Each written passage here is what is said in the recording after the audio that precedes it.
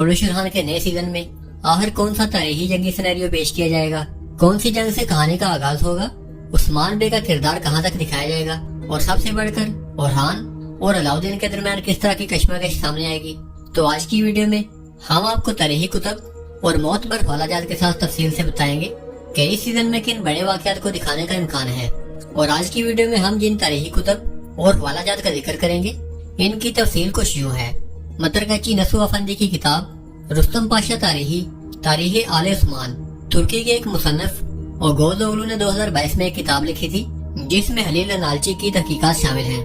हलील अनालची की अपनी किताब उस्मानी सुल्तान और हान, ये वो जिल्द है जिसमें 1324 से लेकर 1362 तक उस्मानी तारीख शामिल है। और इब्ने बतूता की लिखी गई किताब जिसका नाम है सियाहतनामा। इन तमाम किताबों में से हम कुछ दिलचस्प हवालाजात आपके सामने रखेंगे और आखिर में हम अपना ज़ाती तजरिया भी पेश करेंगे कि प्रोडक्शन कंपनी को किन गलतियों से लाजमी बचना चाहिए ताकि कोलुश खान एक यादगार तारीखी शाहकार बन सके। Welcome to another historical chapter of हमिस्टिक। दोस्तों, हमारे ख्याल के मुताबिक पहले सीजन का आगाज 1302 में होने वाली जंग कोयून हसार या फिर बैफ्यूज की जंग से शुरू किया जाएगा।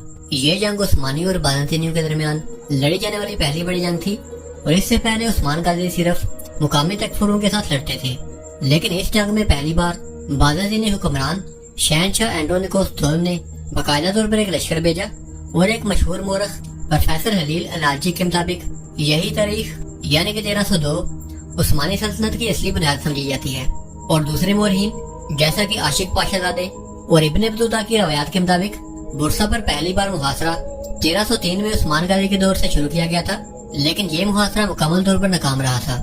लेकिन बाद में एक दहाई के बाद जब दोबारा इस शहर का मुहासरा किया गया तो 9 साल के मुहासरे के बाद 1326 में यह फतह मुमकिन हुई जब उस्मान गाजी के फर्जंद ओरहान गाजी ने इसे फतह किया था। लिहाजा अगर ये ड्रामा इसी तारीख के मुताबिक चलता है तो पहले कोयून हसार की जंग दिखाई जाएगी, उसके बाद बुरसा के मुहासरे और उस जमाने के सियासी वाकयात को कहानी में शामिल किया जाएगा। तो रवायात के मुताबिक हुक्मरान अपनी फतह की गई जमीनें करीबी खानदान के अफराद जैसा कि बेटों, भतीजों, भाइयों और करीबी साथियों के हवाले कर देते थे। एक मशहूर मोरख नशरी के मुताबिक उस्मान गाजी ने एक्सी शहर से लेकर बेलेजिक और यानी शहर तक अपनी सल्तनत को वसी करने के बाद इनोइनो का इलाका अपने फर्जंद और खान गाजी को दे दिया था, जबकि आशिक पाशाजादे के मुताबिक उन्होंने इसके साथ साथ काराजही सार का इलाका भी ओरहान गाजी के सुपुर्द कर दिया था। इस दौरान उस्मान गाजी ने बेलेजिक के इमलाक अपने सुसर शेख अदावाली के कहने पर अपने बेटे अलाउद्दीन के ज़ेरे इंतजाम दे दिए थे। जब ओरहान गाजी काराजही सार के गवर्नर बने तो इस इलाके पर जरमियान उगलू लारी के सरदार चावदार तातार ने हमला कर दिया था। ओरहान गाजी ने फौरन जवाबी कार्रवाई की और न सिर्फ काराजही सार को बचाया बल्कि एप्सू और करातीगन के किले भी फतह कर लिए थे। और ये ओरहान के अकेले लड़ने वाली पहली कामयाब मुहिम समझी जाती है। और अगर ये ड्रामा इसी तरतीब और इसी तारीख के मुताबिक चला तो कोयून हसार की जंग के बाद यानी शहर को एक सल्तनत का दारुलहुकूमत बनाया जाएगा, जिसके बाद ओरहान गाजी का काराजही सार किले को बचाना और एप्सू और करातीगन के किले को फतह करना दिखाया जाएगा। और अगर ड्रामा इसी तरतीब से चला तो इसके पहले सीजन का इख्तिताम बुरसा की फतह या फिर इसके मुहासरे पर होगा। बुरसा की फतह के वक्त उस्मान गाजी शदीद बीमार थे, जैसे कि कुछ रवायात के मुताबिक वो नकरस यानी कि गट की बीमारी का शिकार थे, जिसकी वजह से उन्होंने कोसे मिहाल के साथ अपने बेटे ओरहान को एवर न्यूज की जानब भेजा था। जबकि एक रवायत ये भी है कि इस दौरान उस्मान गाजी का इंतकाल हो गया था, लेकिन ज्यादातर मोरहीन के मुताबिक वो इस दौरान जिंदा मगर शदीद बीमार थे। यानी कि सीजन के आखिर में न सिर्फ बुरसा की अजीम फतह दिखाई जा सकती है बल्कि हम उस्मान गाजी से भी अलविदाई मुलाकात करेंगे और इसके बाद इस कहानी का दरवाजा ओरहान गाजी के दौर के लिए खुल जाएगा। बुरसा की फतह के बाद बाज़ंतीनी शहनशाह खुद मैदान में उतर आया था। ओरहान गाजी ने पहली कानून के करीब गैबजी के मुकाम पर बाज़ंतीनी फौज को बकायदा तौर पर शिकस्त दी थी। और इस जंग के दौरान बाज़ंतीनी शहनशाह एंड्रोनिकोस II बहुत बुरी तरह नाकाम हुआ और इसको बहरी जहाज में बैठकर वापस कुस्तुंतनिया की तरफ भागना पड़ा। इसके नतीजे में बाज़ंतीनियों का सबसे बड़ा और मजहबी मरकज इज़नीक भी उस्मानियों के ज़ेरे नगीं आ गया। और हमें लगता है कि यह वाक़या गालिबन इसके दूसरे सीजन का एक अहम मौजू होगा। इस ड्रामे का असर हुस्न सिर्फ जंगों में नहीं बल्कि उस दौर की सियासी साजिशों और ताल्लुकात में भी है। मुख्तलिफ तुर्क बैलिक रियासतें एक तरफ जिहाद के परचम तले मुत्तहिद हुई थी, लेकिन दूसरी तरफ एक दूसरे के मदद मुकाबले भी थी। कभी बाज़ंतीनियों के साथ साजबाज तो कभी तुर्कों का आपस में मुकाबला। ये सब कुछ मिलकर इस दौर को एक सियासी शतरंज बना देते हैं। इस सीरीज का एक और बड़ा ड्रामाई पहलू ये भी हो सकता है कि ओरहान और अलाउद्दीन के दरमियान इक्तदार की कशमकश दिखा दी जाए, लेकिन तारीखी तौर पर ऐसा कोई भी वाकया नहीं हुआ था और अलाउद्दीन को सल्तनत का हुक्मरान बनने में कोई भी दिलचस्पी नहीं थी। कुछ मोरहीन जैसे कि आशिक पाशाज़ादा ये लिखते हैं कि अलाउद्दीन ने खुद इस मामले से दस्तबरदारी इख्तियार कर ली थी और अपने बड़े भाई से ये कहा, हमारे वालिद ने आपको हुक्मरानी सौंपी है, तो अगर आप जिंदा हैं तो मुझे बादशाहत का क्या हक है। और उन्होंने अपने लिए सिर्फ एक फोर्डा नामी गाँव मांगा था। लेकिन जदीद मुहक्किकीन जैसे कि खलील नार्जी ये कहते हैं कि मामला इतना सीधा नहीं था। अलाउद्दीन अली पाशा के पास फौजी ताकत नहीं थी, लेकिन सल्तनत की इब्तदाई इरादा साजी में जैसे कि करेंसी और फौज की तंजीम में इनका बहुत बड़ा हाथ था। और हमें लगता है कि ये कशमकश यकीनन इस सीरीज में ड्रामाई अंदाज में दिखाई जाएगी।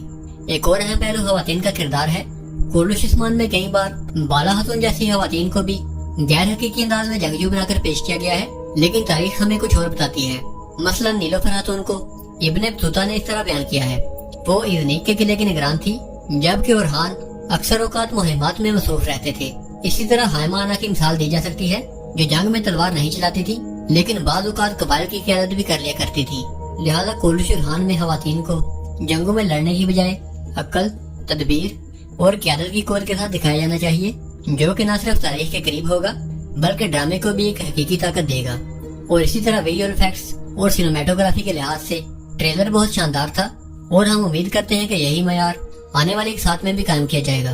ड्रामा मुकम्मल तौर पर पॉलिटिकल थ्रिल पर मबनी होना चाहिए और इसकी सबसे अहम वजह मयार की हिफाजत है। औरतों की गैर जरूरी मुदाखलत और क्रिंजपन से बचना चाहिए और इसकी जगह पर उनकी अकल और इनकी बसीरत दिखाई जा सकती है। वक्त को पूरा करने के लिए बनाए जाने वाले गैर जरूरी झगड़े जैसे कि जंगलात में 3-4 लोगों की जंग या फिर सिर्फ चंद मिनटों में 10 आदमियों के साथ किला फतह करने वाले मुनाजर बिल्कुल अक्लो फहम के मुनाफी हैं और हमारे ख्याल में इस दफा इस चीज से बचना चाहिए। जंगी मुनाजर आमतौर पर महंगे होते हैं, इसी वजह से प्रोड्यूसर अक्सर औकात अपने अखराजात बचाते हैं। जैसा कि मेमन बुज़दाग ने सीजन 6 में जंगी लड़ाइयों पर अखराजात नहीं किए, लेकिन इस बार बेहतर यही होगा कि फजूल झगड़ों के बजाय ज्यादातर सियासी पहलू दिखाए जाएं और लड़ाइयों के मनाजर बेशक ज्यादा ना हो, लेकिन जितने भी हों आला मेयार के हों। और तुर्क ड्रामों में अक्सर औकात हीरोज को ऐसे दिखाया जाता है जैसा कि इनके पास कोई मावराई ताकत हो, जैसा कि उस्मान का अकेले 10, 15 या फिर 20 आदमियों के साथ झगड़ना, लोहे की इतनी मोटी जंजीरों को एक ही झटके से तोड़ देना, जो कि किसी बड़े जानवर के बस की भी बात नहीं है, और 3-4 लोगों का बैक वक्त पूरे लश्कर से मुकाबला जीत जाना। लेकिन दोस्तों, हकीकी और तारीखी नुक्ता नजर से ये तमाम मनाजर गैर मुमकिन है। हम यहाँ पर हॉलीवुड की एक सीरीज द लास्ट किंगडम की मिसाल देना चाहेंगे, जिसमें कहानी बिल्कुल हकीकत के करीब दिखाई गई है। अगर 4 से 5 आदमी भी ऑथरेट पर हमला करते हैं तो इसे बहुत मुश्किल पेश आती है, और अगर ज्यादा लोग हमला करें तो वो हार जाता है, और जीतने के लिए इसे अपनी फौज, साथियों या फिर हिकमत अमली की जरूरत पड़ती है, जो कि देखने में ज्यादा हकीकी लगता है। और इसीलिए हमें लगता है कि बुज़दाग प्रोडक्शन की बजाय मेरी एम्पिम या फिर टीम्स बेहतर कंपनियां हैं, जो कि हीरोज की बहादुरी को तो दिखाती हैं, लेकिन इसकी फौज या फिर इसकी हिकमत अमली के जरिए दिखाई जाती हैं, जैसा कि मैग्निफिसेंट सेंचुरी और मेहमद फजल सुल्तानी जैसे ड्रामे। तो दोस्तों, वीडियो देखने के लिए आपका बहुत शुक्रिया। अगर आप हमारी बातों में कोई कमी देखें या फिर अगर आपको कोई इख्तिलाफ राय हो तो हमें कमेंट्स में जरूर बताएं। हो सकता है कि आपकी आरा से हमें कुछ नया सीखने को मिल जाए, और हम पूरी कोशिश करते हैं कि आप में से हर एक कमेंट का जवाब लिया जाए, और इस तरह हमें ये भी अंदाजा हो जाता है कि आप इस बारे में क्या सोचते हैं। तो दोस्तों, वीडियो अच्छी और इन्फॉर्मेटिव लगी हो तो इसे लाइक करें और हमारे YouTube चैनल को सब्सक्राइब करें। मैं मिलूंगा आपको ऐसे ही एक नई वीडियो में नई खबरों और नए तरीके के साथ। तब तक के लिए अल्लाह हाफिज।